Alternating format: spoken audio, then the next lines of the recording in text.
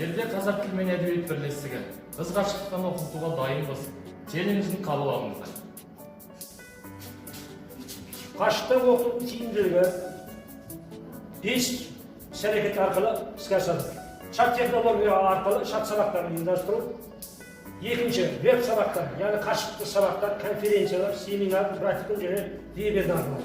Үшіншісі, бұл телеконференциялар арқылы іске асатын іс-әрекеттер. Төртінші, оқу әдістемелік материалдарды, бейне және аудио файлдарды пошта арқылы жіберу.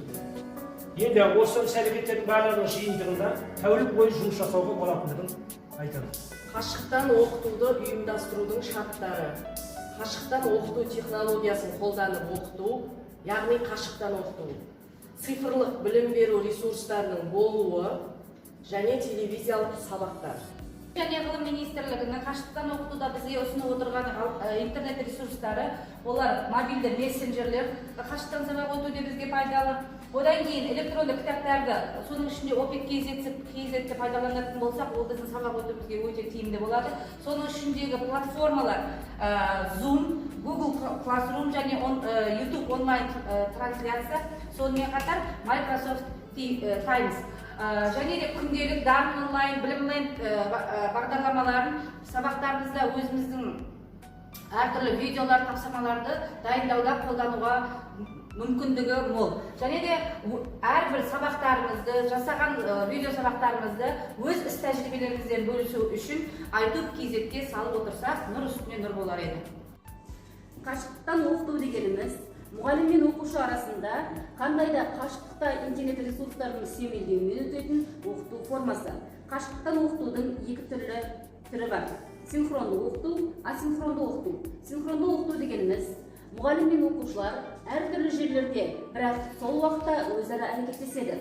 Синхронды оқытуды жүзеге асыру үшін Zoom, Google Classroom, YouTube немесе Microsoft Teams платформаларын пайдалануға болады.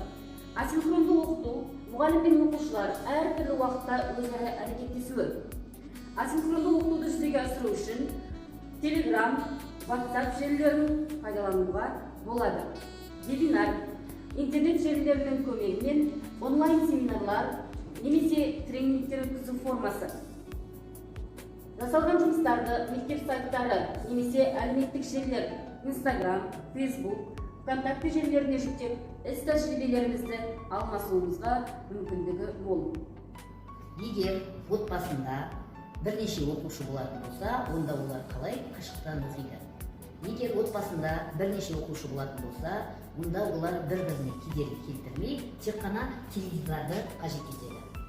Екінші, егер де мұғалім конференция арқылы тапсырма беретін болса, онда бірінші бала компьютер арқылы, екінші бала телефон арқылы қолдануға болады.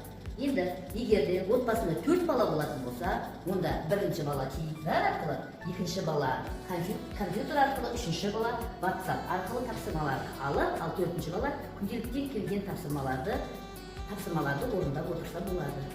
Қашықтан оқытудағы мұғалімнің міндеттері. Әрбір мұғалімнің өзінің сабақ беретін сыныптары бойынша кестесінің болуы. Сонымен қатар көрсетілген сабақ кестесіндегі уақыттың қатаң сақталуы және сол уақытта сынып чатында болуы. Мессенджерлер арқылы кері байланыстың жасалуы. Қашықтан оқытудағы ата-аналардың міндеттері.